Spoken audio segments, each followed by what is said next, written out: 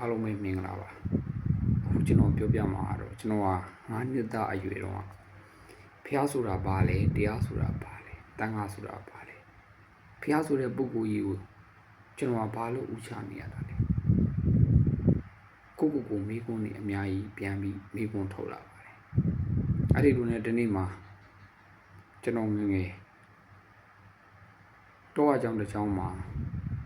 ဥပုံနေမှာသွားပြီးတော့ဥပုံဆောင်တယ်အဖေဥပုံဆောင်တဲ့အချိန်ကျွန်တော်လိုက်သွားခဲ့ပါတယ်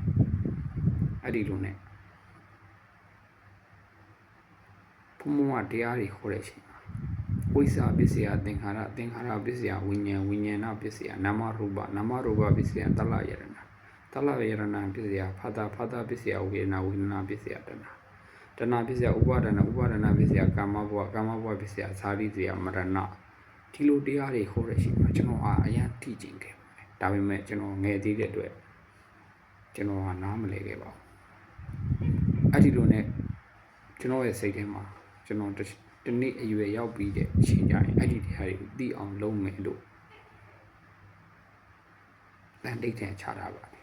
subscribe ခလုတ်ကိုနှိပ်ပါ